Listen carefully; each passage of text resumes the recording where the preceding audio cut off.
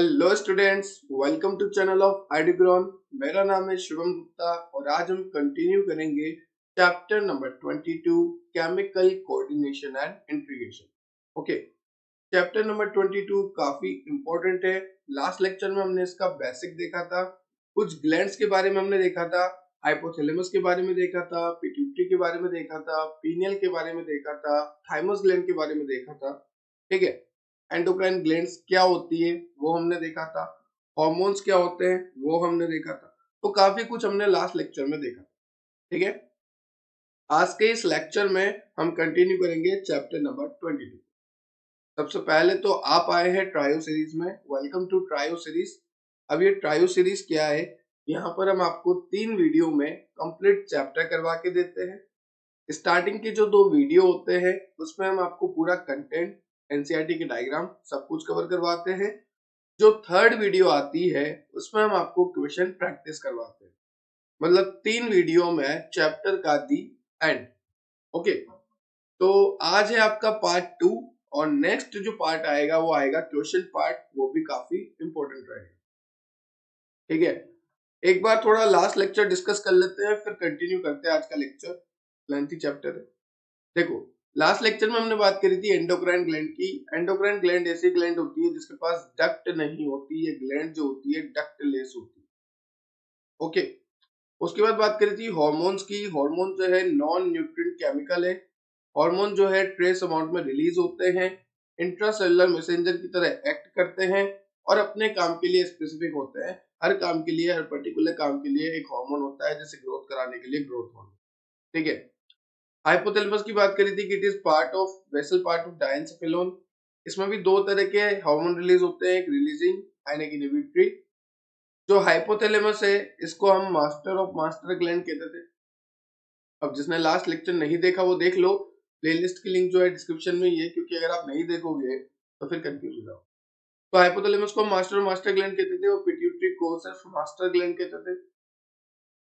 ठीक है, और अगर बात करूं कि हाइपोथैलेमस जो है पिट्यूटरी को कंट्रोल करता था और ये पिट्यूटरी पूरी बॉडी को कंट्रोल करती थी।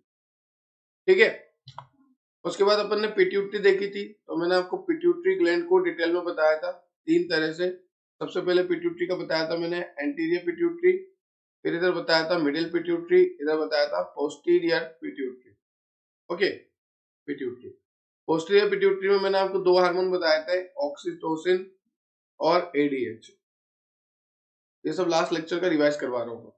मिडिल में मैंने बताया था एमएसएच, मेलानोसाइट स्टिमुलेटिंग हार्मोन, और एडिनो हाइपोफाइसिस में मैंने आपको बताया था जैसे ग्रोथ हार्मोन हो गया, और भी कई तरह के जो हार्मोन्स है वो सब इसी में आएंगे। ठीक है, जैसे एलएच हो गया, एफएसएच हो गया, ये सब। बात करें एम से मिडिल पिट्यूटरी, एम से मेलानोसाइट, एस से स्टिमुलेटिंग हार्मोन। ओके, तो मेलानोसाइट स्टिमुलेटिंग हार्मोन मिडिल वाली से। और पोस्टीरियर पिट्यूटरी की बात करें तो ऑक्सीटोसिन और एडीएच।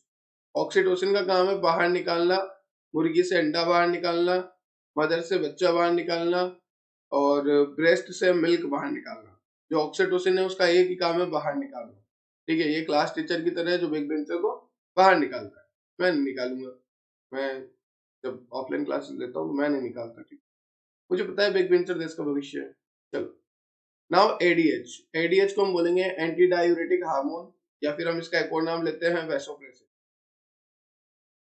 ओके, वैसोप्रेसिन या एंटी डायूरेटिक हार्मोन, ये क्या करता है, डायूरेसिस को प्रिवेंट करता है।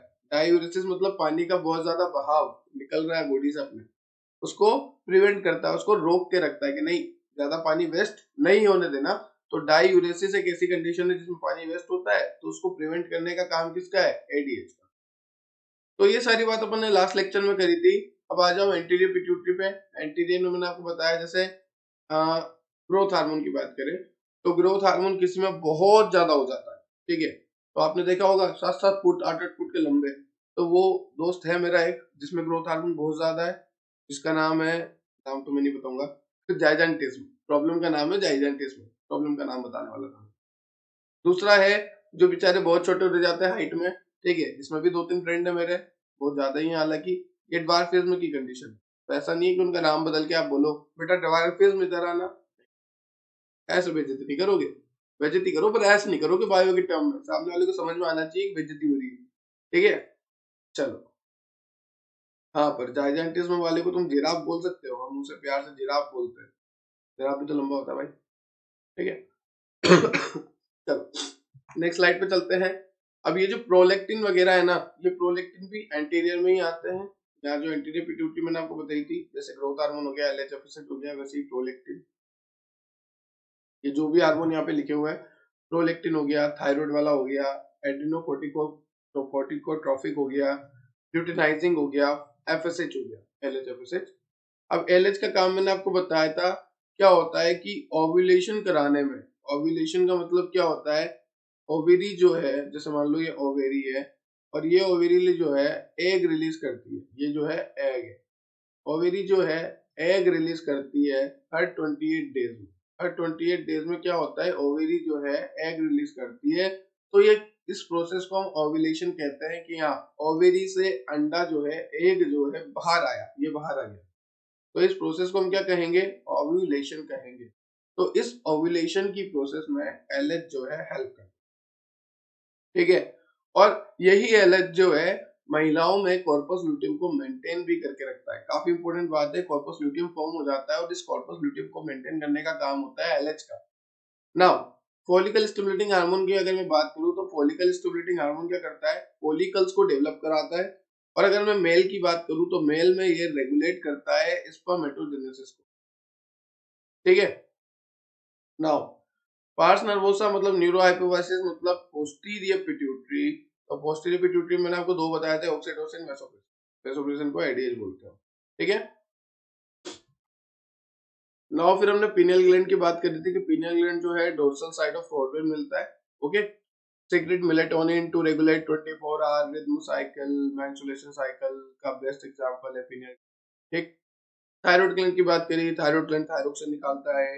अगर आयोडीन की कमी हो जाए तो बीमारी होती है goitre, sorry for this. Iodine की अगर कमी हो जाए तो बीमारी कौन सी होती है, गोइटर होती है। ओके, आयोडीन की अगर कमी हो जाती है तो बीमारी होती है गोइटर, ये लिखा होता है। उसको हम हाइपो मतलब कम थायरोइडिज्म भी कहते हैं। एक होता है आयोडीन बहुत ज्यादा हो जाए, तो वो तो फिर कैंसर वैंसर हुआ आपको, तो उस कंडीशन से ऐसा तो इतना ज्यादा कोई खाता नहीं है। हालांकि मैं अपनी बताऊं तो मैं तो बहुत आयोडीन खाता हूँ। आयोडीन किसमें मिलता है, नमक में, तो मैं बहुत नमक खाता हूँ। चलो, अब लास्ट में हमने बात करी थी कि यार दो तरह से हार्मोन होते हैं। एक तो होता है टीसीटी, थायरोकैल्सिटोनिन।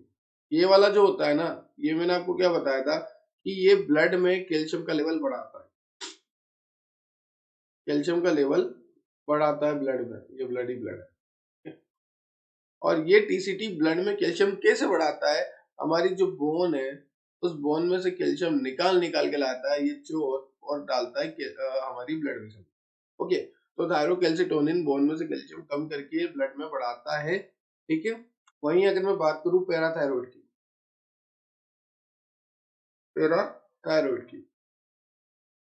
तो ये पैराथायरॉयड क्या करता है, ये पैराथायरॉयड ब्लड में से कैल्शियम उठाता है। ये थायरोकैल्सिटोनिन का बिल्कुल अलग है, ये ब्लड में से कैल्शियम उठाता है और बोन में डालता है।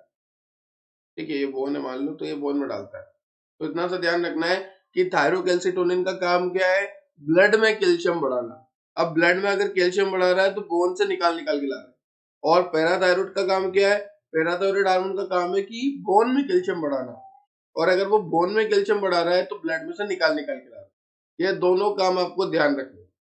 ठीक है, अब देखो ये कुछ डायग्राम देखे थे अपन ने, जैसे ये थायराइड है, ये ट्रेकिया मतलब वेन पाइप, ये वोकल कॉर्ड है, ये पैराथायरॉयड ग्लैंड्स लगी। ठीक है, now we further move on parathyroid gland and thymus. ये भी हमने लास्ट लेक्चर में पढ़ा, पैराथायरॉयड ग्लैंड से पैराथायरॉयड हार्मोन निकलता है, जो कि वही कैल्शियम वेल्शियम का मैंने आपको बात करी अभी, कैसे ब्लड में से निकाल के बोन में डालता है। थाइमस ग्लैंड की बात करी, थाइमस ग्लैंड जो है इम्यूनिटी प्रोवाइड करती है। जब आप चैप्टर तो शायद 7-8 है, पर बायोलॉजी क्लास 12th में जब आप पढ़ोगे ह्यूमन हेल्थ एंड डिजीज, तो वहां पर आप पढ़ोगे थाइमस ग्लैंड को अच्छे से। ठीक है, primary immune response, secondary immune response, सब कुछ आप पढ़ोगे। ठीक, तो ये उस टाइम आप अच्छे से पढ़ोगे। फिर भी यहाँ सुन लो कि थाइमस ग्लैंड जो है इम्यूनिटी के लिए रिस्पॉन्सिबल होती है। और मैंने कल आपको बताया था कि थाइमस ग्लैंड जो है थाइमोसिन हार्मोन प्रोड्यूस करती है। और मैंने बताया था कि बूढ़े लोगों में थाइमस ग्लैंड जो है डीजनरेट होना स्टार्ट हो जाती है, और अगर वो डीजनरेट होना स्टार्ट हो गई तो वहां पर क्या होगा, इम्यूनिटी कम होने लग जाती है बूढ़े लोगों में, क्योंकि थाइमस ग्लैंड ही तो इम्यूनिटी प्रोवाइड करती है मेनली। चलो, अब आज का लेक्चर स्टार्ट करते हैं। आज का लेक्चर है आपका एड्रिनल ग्लैंड से। ये जितना भी मैंने आपको समराइज कराया ये सारा लास्ट लेक्चर का था, तो जिसने लास्ट लेक्चर देखा होगा उसको तो बड़े मजे आए होंगे समराइज करने में। और अब स्टार्ट करेंगे एड्रिनल ग्लैंड। ओके, तो एड्रिनल ग्लैंड होती कहाँ पर है, सबसे पहला क्वेश्चन यही आएगा। तो देखो, मैंने आपको फर्स्ट स्लाइड में बताया था, ये यहाँ पर ये है एड्रिनल ग्लैंड। ये देखो, किडनी के जस्ट ऊपर ये जो ग्लैंड बनी है ये एड्रिनल ग्लैंड। ठीक है, तो मैं आपको ले चलता हूँ अपनी दूसरी स्लाइड पे। अब मैं आपको समझा देता हूँ यहाँ पे। वेट, ये रही, ये किडनी मान लो आप। ओके, और किडनी के जस्ट ऊपर ये जो ग्लैंड बनी है that is known as adrenal. Okay, located at the anterior part of each kidney as centrally located adrenal medulla and at periphery is adrenal cortex. Adrenal, अब देखो यहाँ पे क्या है कि ये भी तीन तरह से डिवाइड होती है वैसे तो, एड्रिनल मेडुला, एड्रिनल कॉर्टेक्स और भी है। ठीक है, एक मिडिल वाला भी है। एड्रिनल मेडुला जो है ये सेक्रेट करता है एपिनेफ्रिन और नॉर एपिनेफ्रिन। ठीक है, जिनको हम कॉमनली क्या कहते हैं, केटिकोलामाइंस। ध्यान से सुनो, जो एड्रिनल मेडुला है तो हम डिवाइड कर रहे हैं दो तरीके से। एक तो, सॉरी, जो एड्रिनल ग्लैंड है, बैकग्राउंड को इग्नोर करना, सॉरी फॉर दैट। ठीक है, वेट ए मिनट, मैं बंद ही करवा देता हूँ आपका background. Wait a minute. Okay, तो हम देख रहे हैं एड्रिनल ग्लैंड। एड्रिनल ग्लैंड की बात कर रहे हैं, और एड्रिनल ग्लैंड में हमने क्या देखा, located at anterior part of each kidney. Okay, अब एड्रिनल ग्लैंड की बात करें कि एड्रिनल ग्लैंड जो है एंटीरियर पार्ट में किडनी में मिल रही है। अब एड्रिनल ग्लैंड को अगर मैं डिवाइड करूं तो ये दो तरह से डिवाइड होती है। एक तो हो गया एड्रिनल मेडुला, ओके, एंड एक हो गया एड्रिनल कोर्टेक्स। वो भी बैकग्राउंड आवाज बंद है, थोड़ा सा गुस्सा आता है, बंद हो जाती है। चलो, तो एड्रिनल मेडुला और एड्रिनल कोर्टेक्स में हमने एड्रिनल ग्लैंड को डिवाइड किया। ठीक है, अब यहाँ पे जो एड्रिनल मेडुला का फंक्शन है, एड्रिनल मेडुला क्या करती है, यहाँ पर ये एपिनेफ्रिन और नॉर एपिनेफ्रिन का आगे इसका रोल है सिक्रीशन का। ओके, अब एपिनेफ्रिन और नॉन एपिनेफ्रिन को हम क्या कहते हैं, कॉमनली हम इन्हें कहते हैं केटिकोलामाइन। एक बार और समझते, मजे नहीं आ रहा, फील नहीं आ रहा ऐसा, चलो एक बार सफाई से समझते हैं। एड्रिनल ग्लैंड, एड्रिनल ग्लैंड को डिवाइड करते हैं दो हिस्सों। एक हो गया आपका adrenal medulla, centrally located adrenal medulla and at periphery adrenal cortex. Adrenal medulla and adrenal cortex. Now adrenal medulla secrete epinephrine and norepinephrine. Okay, and both are called catecholamine. Both are called catecholamine. Okay, or we can say it is emergency hormone. Which hormone? Emergency hormone. और we can say it is fear flight hormone. जो हमने देखा था sympathetic nervous system में, अगर आपको याद हो तो मैंने आपको एग्जांपल दिया था कि जैसे मान लो आप जंगल में घूम रहे हो और एकदम शेर आपके सामने आ गया। ठीक है, और आप जंगल में घूम रहे हो और शेर आपके सामने आ गया, तो आपका क्या रेस्पॉन्स रहेगा? ऐसा थोड़ी ना है कि शेर के पास जाओगे, बैठोगे और बता भाई क्या हालचाल, चाय वाय पी ली, नाश्ता कब करा, खा जाएगा वो आपको है। तो जैसे ही शेर को आप शेर को दिखोगे, शेर आपको दिखेगा, आपकी क्या हालत होने वाली है मैं जानता हूँ। हार्ट बीट फास्ट होगी, धक धक धक धक धक धक धक धक धक है, मुंह सूखा जाएगा, वो कहते हैं ना मुंह सूखा गया, मतलब क्या होता है, सलाइवेशन कम हो जाएगा। ठीक है, तो सलाइवेशन कम हो जाएगा, धक धक धक धक धक धक धक धक धक, पूरी बॉडी एक्टिवेट हो जाएगी कि बस अब भागना है। क्योंकि तीन कंडीशन होती है, या तो आप डरो और वहीं मरो, या आप फाइट करो, लड़ो तो भी मरना ही हुआ वो, या आप फ्लाइट करो, फ्लाइट मतलब भाग लो, निकल लो, तो एक चांसेस तो होंगे ना बचने के। तो इसे हम ट्रिपल एफ के नाम से भी जानते हैं। फियर, या तो डरो मरो, फाइट लड़ो मरो, और फ्लाइट भाग लो। तो फियर, फ्लाइट एंड फाइट की कंडीशन आ जाती है उस कंडीशन में। ठीक है, अब चाहे मेरे पास गन भी क्यों ना हो, मैं गन भी उसे ही देके भाग जाऊंगा, भागो। ठीक है, क्योंकि वो भैया लायन है, और अगर वो एक कर देगा ना तो आप दो हो जाओगे, एक बार ऐसा कर दिया तो आप दो हो जाओगे। तो ये जो कंडीशन है ये सिंपैथेटिक नर्वस सिस्टम की थी। तो सेम यहाँ पर क्या है, एपिनेफ्रिन नॉन एपिनेफ्रिन नाम दे दिया है। एपिनेफ्रिन और नॉन एपिनेफ्रिन दोनों को मिला के हम कह रहे हैं कैटेकोलामाइंस, या फिर आप बोल लो इमरजेंसी हार्मोन, ठीक है, या फिर आप बोल लो ट्रिपल एफ रेस्पॉन्स। ये देखो यहाँ पे भी दे रखा है fight and flight, triple F, okay. यहाँ पे एक फियर ऑप्शन नहीं दिया, वो भी होता है, ठीक है। This hormone increase heart beat, देखो मैंने बोला हार्ट बीट बढ़ जाएगी, बिल्कुल बढ़ जाएगी। अगर आप शेयर को देखोगे तो क्या क्या होगा, हार्ट बीट बढ़ेगी, बिल्कुल बढ़ेगी। ब्रीथिंग रेट, सांसें तेज हो जाएगी, गया गया काम से, गया बिल्कुल, हाँ। ब्रेक डाउन ऑफ ग्लाइकोजन, अब मेरे को एक बात बताओ, मेरी बॉडी में जो स्टोर्ड है वो है ग्लाइकोजन, ठीक है। अब जब मेरी बॉडी को बहुत ज्यादा जरूरत पड़ती है तो वो ग्लाइकोजन टूटता है, और किसमें टूटता है, ग्लूकोज में, और ग्लूकोज में जैसे ही टूटेगा हमें मिलेगी एनर्जी, भाग बेटा भाग, शेर आया, ठीक है। तो बिल्कुल ग्लाइकोजन टूटेगा और ब्लड में ग्लूकोज बढ़ेगा। तो देखो वही सब लिखा है, हार्ट बीट बढ़ेगी, रेस्पिरेशन रेट बढ़ेगी, ग्लाइकोजन टूटेगा, ब्लड में ग्लूकोज बढ़ेगा, ठीक है। हमारे लिपिड प्रोटीन सब टूटने लग जाएंगे और हमें पसीना आ जाएगा, हमारी अलर्टनेस बढ़ जाएगी, हमारे वो कहते हैं ना गूज बम्स हो गया, रोंगटे खड़े हो गए, हाथ के बाल खड़े हो जाएंगे, भागो भैया अब तो मैं ना बच रहा, ऐसा करके भागना पड़ेगा आपको। और एक चीज और यहाँ पे नहीं लिखी, प्यूपिल डायलेट हो जाएगा, आंखें फटी रह जाएगी, ठीक है। बैकग्राउंड नॉइज इग्नोर करना, ठीक है। तो प्यूपिल डायलेट हो जाएगा, आंखें फटी रह जाएगी, ठीक। तो ये सारी कब आ रही है, ये सारी आ रही है एपिनेफ्रिन नॉर एपिनेफ्रिन के अंदर में, जिसको हम कहते हैं कैटेकोलामाइन। मुझे नहीं पता लेक्चर के दौरान ही क्यों होता है सेटअप बंद होना, पर हो जाता है कभी कभी। चलो हम बात कर रहे थे एड्रिनल ग्लैंड की, जो कि एंटीरियर पार्ट ऑफ किडनी में सिचुएटेड है। मैंने आपको बताया था कि किडनी के इस जगह पे एड्रिनल ग्लैंड होती है, ठीक है। उसके बाद मैंने आपको बताया कि एड्रिनल ग्लैंड को जब मैं देख रहा था तो मेरे को दो पार्ट में दिख रहा था, एक तो हो गया एड्रिनल मेडुला और एक हो गया एड्रिनल कोर्टेक्स। एड्रिनल मेडुला के अंदर दो आ रहे थे, एपिनेफ्रिन और नॉर एपिनेफ्रिन, इन दोनों को मिला के हम कैटेकोलामाइन कहते थे, ओके। उसके बाद अगर मैं बात करूं, ये कैटेकोलामाइन जो है इमरजेंसी हार्मोन है, इसको मैं ट्रिपल एफ से डिनोट करता हूं, क्योंकि फियर फ्लाइट एंड फाइट की कंडीशन है।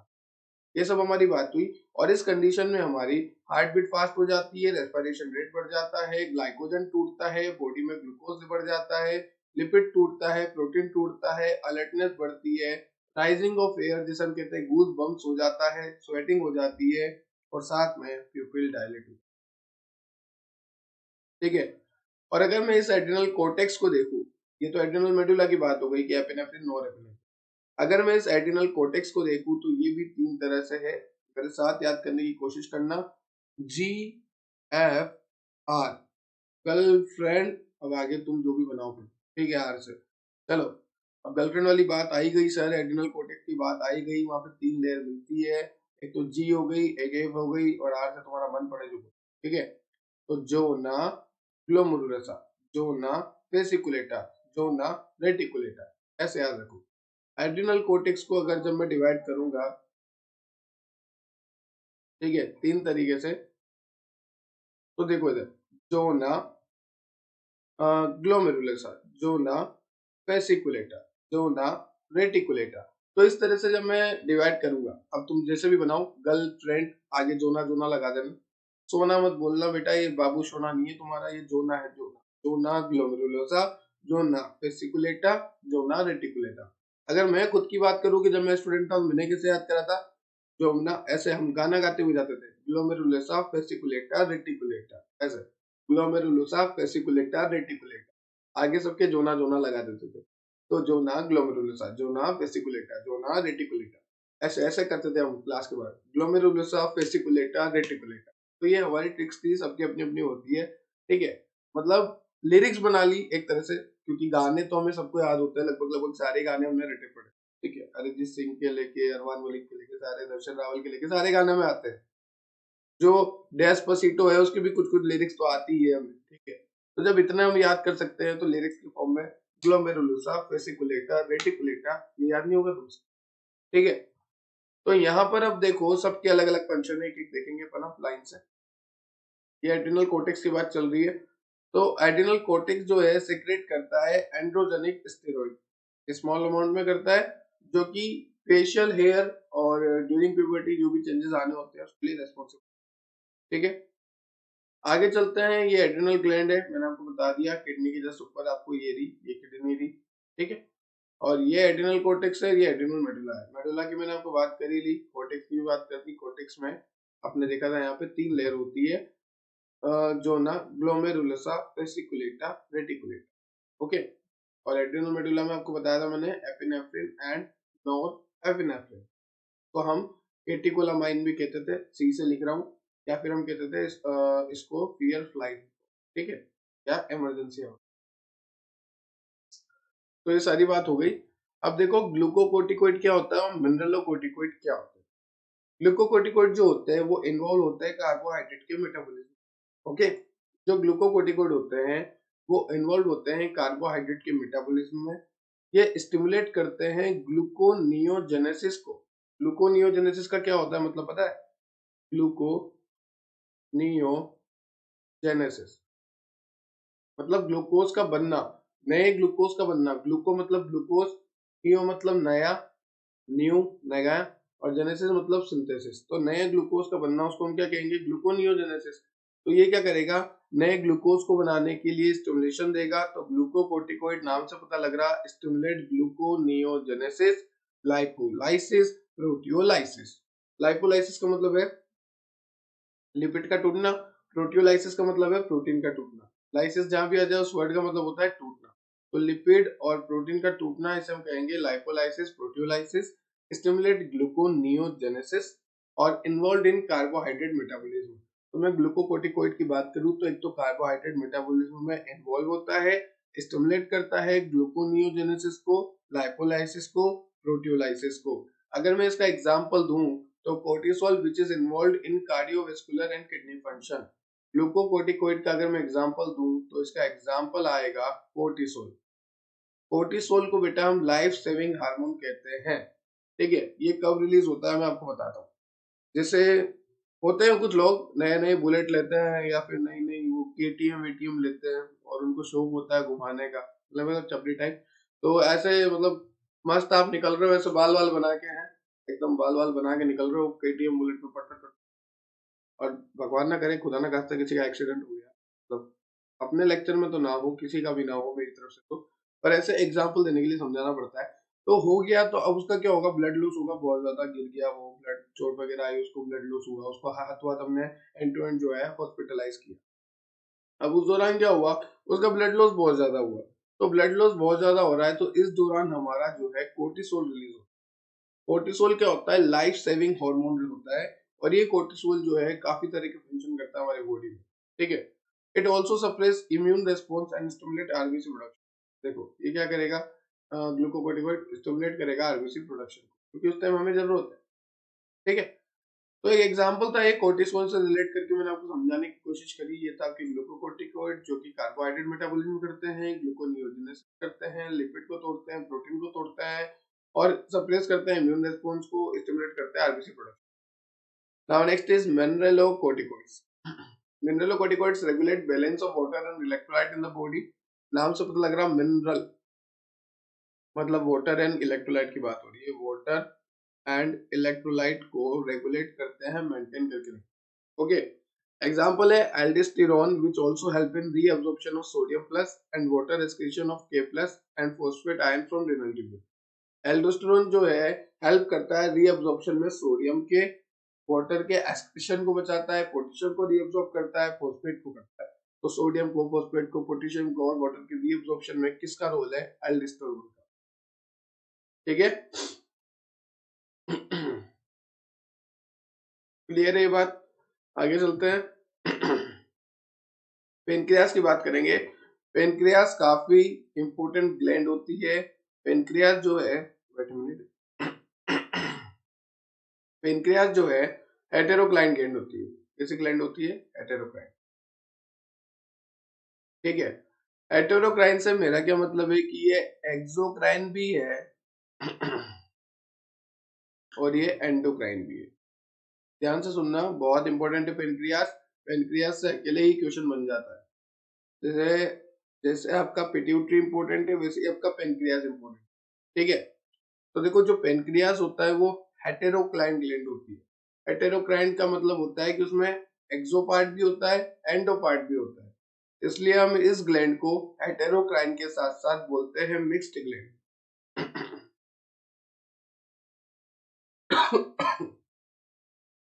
हम इसे मिक्स ग्लैंड क्यों बोल रहे हैं? क्योंकि ये हेटेरोक्राइन है, क्योंकि यहाँ पर एंडोक्राइन भी है, एक्सोक्राइन भी है, सो दैट्स व्हाई हम इसे मिक्स ग्लैंड बोल रहे हैं। ओके, तो अब यहाँ पे देखिए, एक्सोक्राइन है मतलब कुछ सेक्रेशन तो इसका डक्ट के थ्रू होगा, एंडोक्राइन है मतलब कुछ सेक्रेशन इसका डक्ट के बिना होगा, डक्टलेस होगा। ठीक है, तो देखो यहाँ पर पेनक्रियास है both exocrine and endocrine function, दोनों फंक्शन है इसके पास। कंटेन 1 से 2 मिलियन आइसोलेट्स ऑफ लैंग्रेंज, ये इसकी सेल है पेनक्रियास की, 1 से 2 मिलियन सेल होती है इसमें आइसोलेट्स ऑफ लैंग्रेंज से। किडनी में क्या होता है? किडनी में होता है नेफ्रॉन। ठीक है, और अगर मैं बात करूं नर्वस सिस्टम में क्या होता है, उसमें होता है न्यूरॉन। ठीक है, उसी तरह से पेनक्रियास में क्या होता है? Islets of Langerhans. ठीक है, ये किसी के लहंगे का नाम नहीं है, ठीक, आइसोलेट्स ऑफ लैंग्रेंज सेल का नाम है।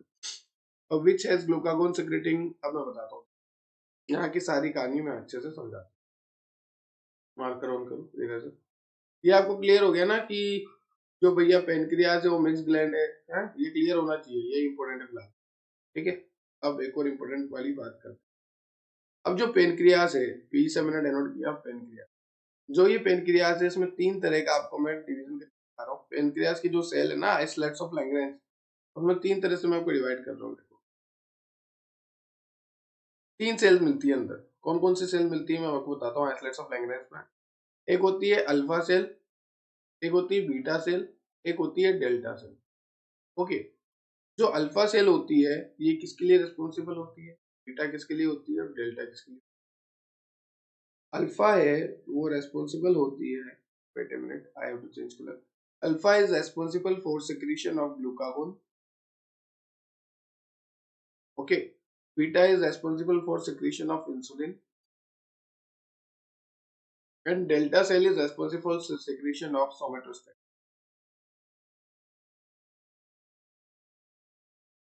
ओके,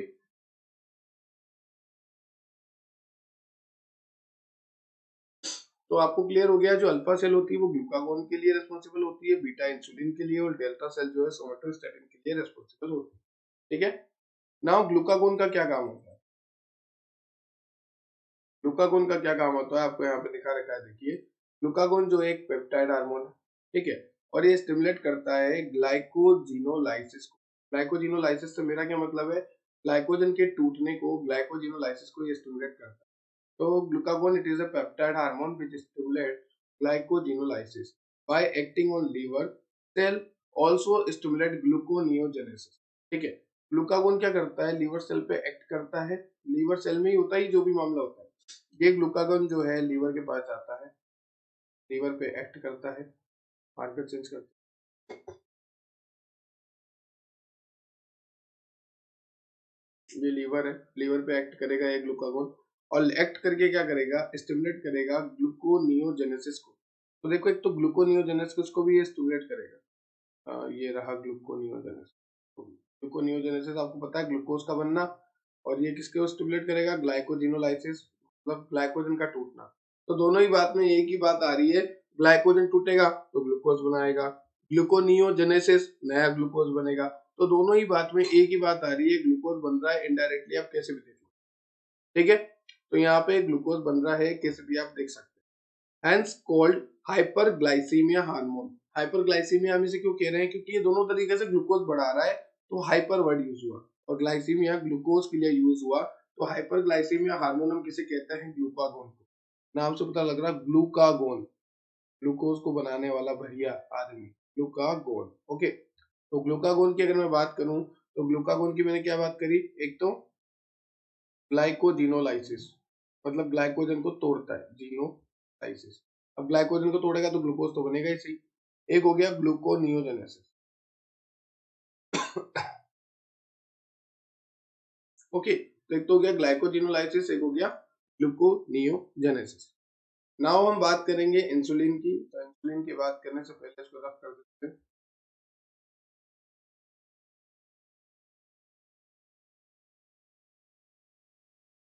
क्लियर हो गया आपको ग्लूकागोन का काम? नाम इंसुलिन का था।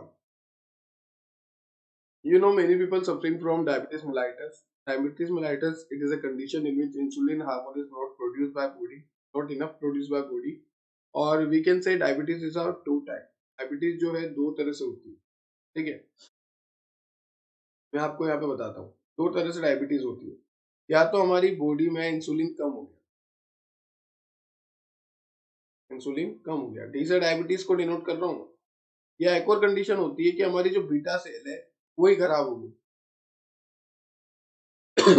और एक इस कंडीशन में क्या होता है कि बीटा सेल नॉर्मल काम कर रही है फिर भी इंसुलिन नहीं है, ये नॉर्मल काम कर रही है तो भी इंसुलिन नहीं है। तो या तो बीटा सेल इंसुलिन कम बना रही है या बीटा सेल डैमेज ही हो गई है दोनों पूरी तरह से। तो ये दो तरह से डायबिटीज होती है, ठीक है। अब हमें क्या होता है कि दोनों कंडीशन में एक ही रिजल्ट निकल रहा है कि इंसुलिन जो है कम हो रहा है। चाहे डायबिटीज में बीटा सेल अगर पूरी तरह खत्म हो जाए या फिर बीटा सेल सही से काम ना करे, दोनों ही कंडीशन में एक ही रिजल्ट निकलता है कि इंसुलिन कम हो गया।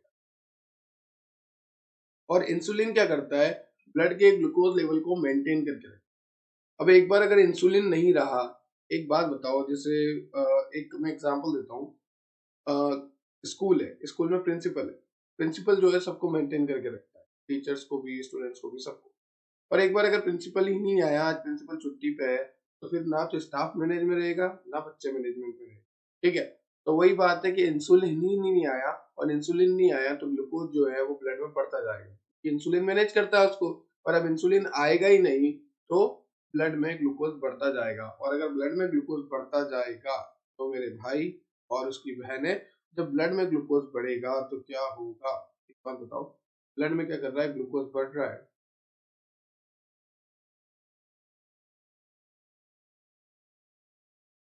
ठीक है। जब ब्लड में ग्लूकोज बढ़ता रहेगा तो क्या होगा, इस कंडीशन में हम बोलेंगे डायबिटीज होगा, वो भी मेलाइटस वाली। मेलाइटस मतलब मीठा, तो डायबिटीज मेलाइटस। अब इसमें जो कंडीशन में सूसू आएगी वो भी मीठा सूसू आता है, ठीक है। कई बार फीका भी आता है, फीके को हम बोलते हैं डायबिटीज इंसिपिटस, उसका कुछ अलग रीजन है। ये जो ग्लूकोज बढ़ रहा है मधुमेह बोलते हैं, तो वो तो डायबिटीज मेलाइटस की कंडीशन है, और काफी गंदी, काफी घटिया, काफी वाहियात कंडीशन है, क्योंकि एक बार ये लग गई तो जिंदगी भर इंसुलिन के इंजेक्शन लो, खाने से पहले इंसुलिन लो, खाने के बाद इंसुलिन लो, बहुत हालत खराब हो जाती है, बहुत लिटरली बहुत। डायबिटीज बहुत गंदी बीमारी है, बहुत गंदी। हमारी बॉडी का एक एक पार्ट, एक एक फंक्शन, एक एक हार्मोन अगर ऊपर नीचे हो गया ना गलती से भी, जो कि हो सकता है, बहुत सारे हार्मोन है जो स्ट्रेस लेने से ऊपर नीचे हो जाते हैं, स्ट्रेस लेने से, तनाव लेने से, मेंटल रिटार्डेशन, कई तरह के चांसेस बनते हैं। तो एक ही कहना है, जिंदगी एक है, मस्त जियो, क्योंकि एक हार्मोन भी ऊपर नीचे हो गया तो जिंदगी भर की कमाई सिर्फ हॉस्पिटल में देनी पड़ जाएगी। तो ऑलवेज स्माइल, मेरा मानना है ऑलवेज स्माइल, ठीक है। चलो, ये बात क्लियर हो गई। ऑलवेज स्माइल का मतलब ये नहीं कि कहीं काट करके बैठे हो तुम और हंस रहे हो उधर भी, पड़ जाएंगे ना, समझ रहे हो। चलो, तो पेनक्रियास का हमने काम देखा। पेनक्रियास जो एक मिक्स्ड ग्लैंड है, एक हेटेरोक्लाइन ग्लैंड है जिसमें एक्सोक्राइन पार्ट भी है, एंडोक्राइन पार्ट भी है। एक्सोक्राइन जो है वो डक्ट वाला है, एंडोक्राइन जो है वो बिना डक्ट वाला है। मिक्स्ड ग्लैंड बोल रहे हैं, इसमें तीन तरह की सेल है। मेनली तो ये पेन आइसलेट्स ऑफ लैंगरेंस से बना है, पर पेनक्रियास में तीन तरह की सेल होती है, अल्फा, बीटा, डेल्टा। अल्फा जो है ग्लूकागोन सिक्रेट करता है, ग्लूकागोन जो है नया ग्लूकोज बढ़ाता है, या फिर जो ग्लाइकोजन है उसको तोड़ के ग्लूकोज बनाता है। दोनों ही तरह से ग्लूकोज बना रहा है, इसलिए हम इसे हाइपरग्लाइसेमिक हार्मोन कहते हैं। इंसुलिन जो है ब्लड में ग्लूकोज के लेवल को मेंटेन रखता है। Beta cell of islets of Langerhans से सिक्रेट होता है। और डायबिटीज कब होती है, जब इंसुलिन कम होता है। इंसुलिन दो तरह से कम होगा, या तो बीटा सेल कम बना रही है या बीटा सेल बिल्कुल ही खत्म हो गई, ठीक है। साथ में अगर मैं बात करूं कि इंसुलिन की हो गई, अब तीसरा है कि डायबिटीज मेलाइटस क्या होता है, ऐसी कंडीशन जिसमें ब्लड में ग्लूकोज का लेवल बहुत ज्यादा हो जाता है क्योंकि इंसुलिन नहीं होता, ठीक है। ये सारी बातें आपको क्लियर है। एक और बात पेनक्रियास के और फंक्शन में आपको बता देता हूँ।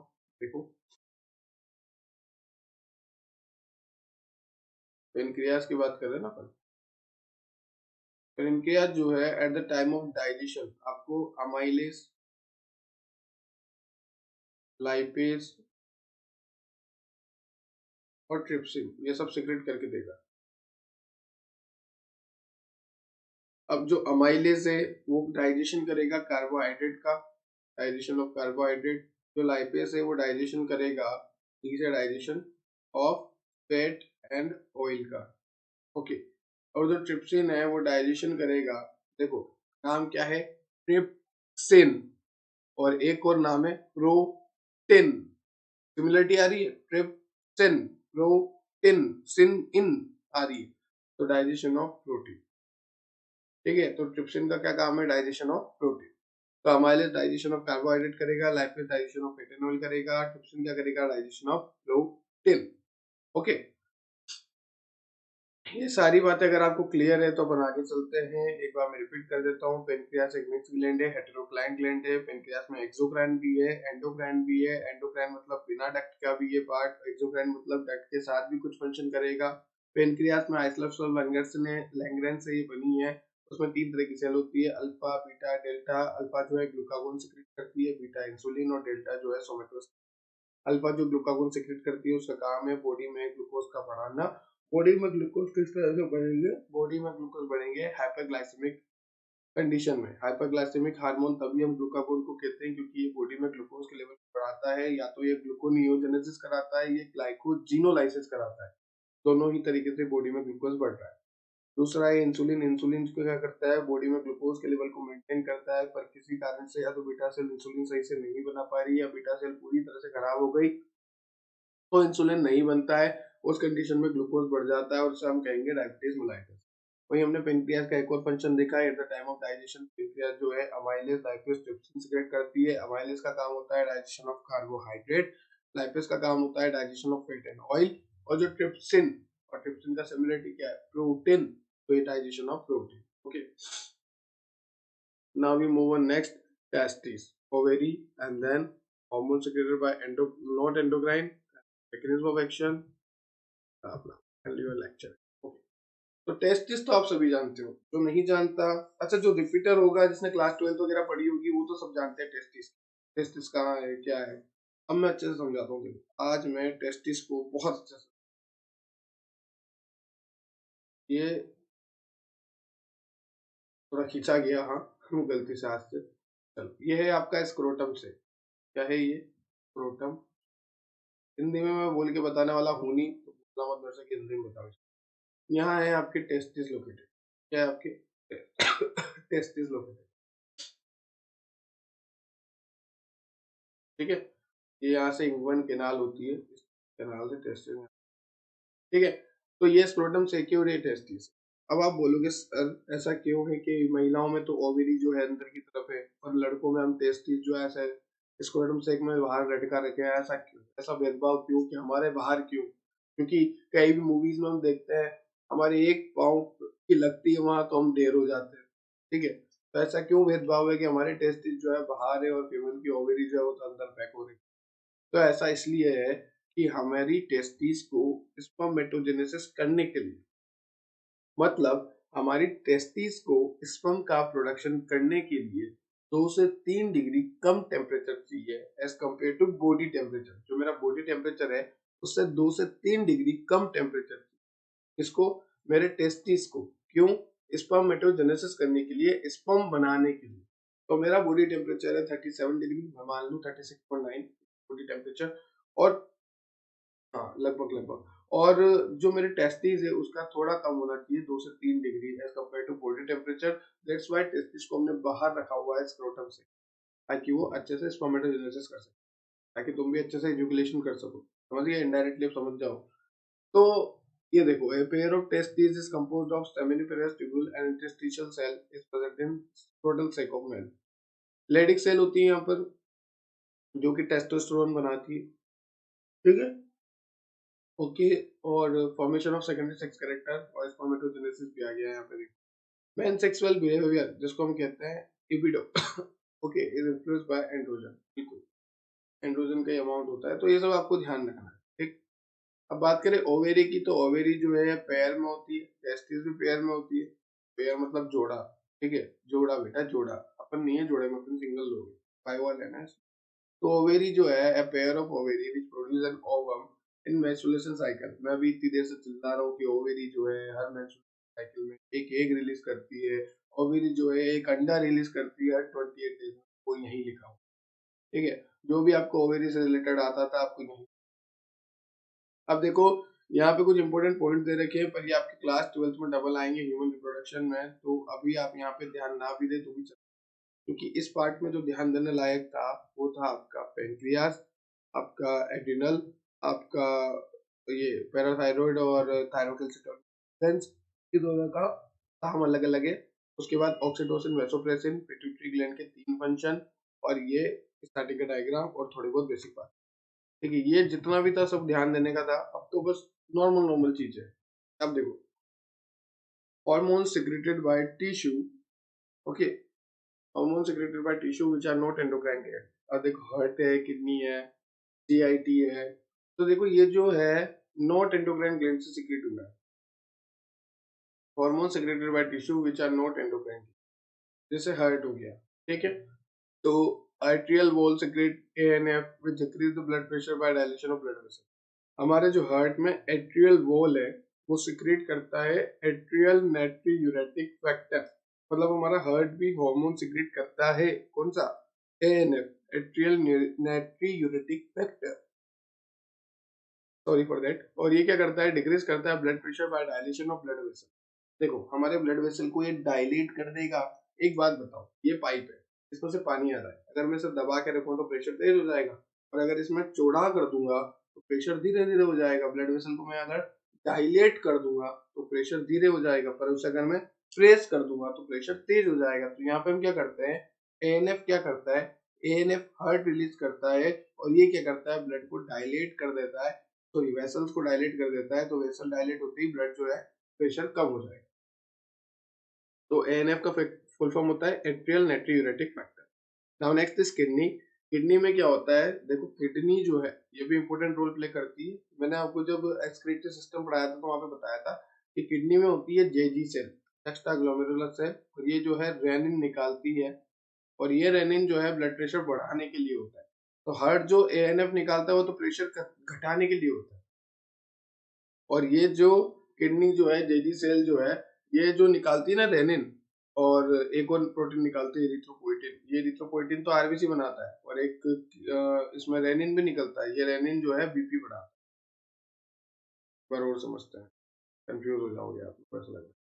देखो सीधी सी बात है, मैं यहाँ साइड में लिख रहा हूँ, ध्यान से सुनते जाना। जो हमारा हार्ट है, अब ये दिल कैसा भी है पर हाँ हमारा दिल है, ठीक है, ये जो हमारा दिल है ये निकालता है अपने लिए एएनएफ, ताकि बीपी बढ़ जाए, ब्लड प्रेशर बढ़ जाए, सीधी सी बात, ठीक है। ये हो गया पहला पॉइंट। दूसरा पॉइंट लिखा है कि किडनी में होती है जेजी सेल, और ये जेजी जो है एक तो एरिथ्रोपोइटिन, आरबीसी को क्या कहते हैं, एरिथ्रोसाइट, उसको बनाने के लिए जो प्रोटीन निकलेगा उसको हम क्या कहेंगे, एरिथ्रोपोइटिन, तो ये आरबीसी बन। और एक और होता है रेनिन, ये रेनिन जो है बीपी बढ़ाता है, रेनिन हार्मोन बीपी बढ़ाता है, और एरिथ्रोपोइटिन आरबीसी को बनाता है। Now next is gastrointestinal tract, it secrete 4 peptide hormone. जो हमारा जीआईटी है वो भी निकालता है हार्मोन, जैसे गैस्ट्रिन हो गया, ठीक है। गैस्ट्रिन जो है act on gastric gland and stimulate secretion of hydrochloric acid in blood. Gastrin जो है एचसीएल के प्रोडक्शन को स्टिमुलेट करता है हमारे स्टमक, ठीक है। Now next is secretin. Secretin जो है फर्स्ट डिस्कवर्ड हार्मोन है, और act on pancreas and stimulation of secretion of water and bicarbonate ion, ठीक है। तो पेनक्रियाज के ऊपर एक्ट करता है secretin, and secretin is the first discovered hormone, act on pancreas and stimulate secretion of water and bicarbonate. Now next is CCK, cholecystokinin, act on pancreas and gallbladder to stimulate the secretion of pancreatic juice and bile juice. Next is GIP, gastric inhibitory protein, inhibit gastric secretion। नाम से पता लग रहा है gastric inhibitory मतलब gastric secretion को inhibit करे। Now next is the mechanism of hormone action by hormone receptor of two kind, that is located on membrane of target cell. These are membrane bound receptor। अब देखो यहाँ पर कुछ भी नहीं है, एक बार आपको देख लेना है कि कैसे होता है। देखो जैसे कुछ सेल्स तो ऐसी होती है, ये सेल है, यहाँ पर रिसेप्टर है, और ये रिसेप्टर मान लो ग्लूकोज के लिए है। तो यहाँ पे ब्लड में ग्लूकोज रहेगा, तो ये ग्लूकोज जो है इस रिसेप्टर पे आके अटैच होता है, और ये ग्लूकोज जो है फिर यहाँ से ग्लूकोज का ट्रांसपोर्टर होता है, अंदर आके सेल में आता है, ये सेल है हमारा, ठीक है। अब इस तरह से होता है, कुछ क्या होता है कि कुछ इस तरह से होता है, जैसे ये सेल है हमारी, यहाँ रिसेप्टर लग रहे हैं, ठीक है। यहाँ पे अंदर कैल्शियम +2 है। अब ये रिसेप्टर से कुछ अंदर आया तो ये कैल्शियम +2 के साथ बाइंड होगा, फिर आगे जाएगा। तो ये कैल्शियम +2 क्या है यहाँ पर? Secondary messenger. ये रहा देखो, calcium +2 act as a secondary messenger. तो इस तरह से होता है। तो जैसे ही हार्मोन रिसेप्टर कॉम्प्लेक्स बना, जैसे मान लो ये सेल है, सेल के ऊपर रिसेप्टर है, रिसेप्टर कोई भी हार्मोन आके अटैच होना चाहा तो ये हार्मोन, ये रिसेप्टर, तो इनको क्या बोलेंगे? Hormone receptor complex. तो यहाँ पे चेंजेस आना शुरू होंगे। फिर यहाँ पे कैल्शियम जो है इसके साथ बाइंड होकर सेकेंडरी मैसेंजर की तरह काम करेगा। ठीक है, तो इस तरह से होता है। एक बार आप देख लो, ये देखो यहाँ पे, ये हमारा हार्मोन, ये हमारा रिसेप्टर, दोनों एक दूसरे से अटैच हुए, बना हार्मोन रिसेप्टर कॉम्प्लेक्स। ठीक है, फिर यहाँ पे जनरेशन हुआ सेकेंडरी मैसेंजर का, जैसे Ca+2, AMP, साइक्लिक AMP, ये सारे सेकेंडरी मैसेंजर। और भी है IP3। ठीक है, फिर बायोकेमिकल रेस्पॉन्स आया और जो फिजियोलॉजिकल रेस्पॉन्स है वो आ गया। तो इस तरह से डायग्रामेटिक मैंने आपको समझाया। अब यहाँ पे देखिए ये डायरेक्ट आ रहा है, कोई भी सेकेंडरी मैसेंजर नहीं है यहाँ पर। ठीक है, तो इस तरह से एक तो डायरेक्ट आ रहा है और एक जो है सेकेंडरी मैसेंजर के through. That's all about chapter number 22 chemical coordination and integration. अगर आपको इससे रिलेटेड कोई भी डाउट है तो आप कमेंट सेक्शन में कमेंट कर सकते हैं। मैंने आपको बहुत अच्छे से काफी सही टाइम में एक्सप्लेन कर दिया है पूरा चैप्टर, एक एक चीज, डायग्राम भी एनसीईआरटी के हमने कवर करे हैं, सारे पॉइंट हमने कवर करे हैं, याद कराने की मैंने पूरी पूरी कोशिश करी है। मैंने बेस्ट से बेस्ट एग्जाम्पल आपको दिए हैं। बने रहिए, जुड़े रहिए ड्राइव सीरीज के साथ, बने रहिए, जुड़े रहिए एडिग्राम के साथ और शुभम गुप्ता के साथ, या फिर आप शॉर्ट में बोल सकते हैं जी सर। अगर आपको कोई भी दिक्कत है तो आप टेलीग्राम से ज्वाइन हो सकते हैं और हमें बता सकते हैं। Have a nice day. Thank you.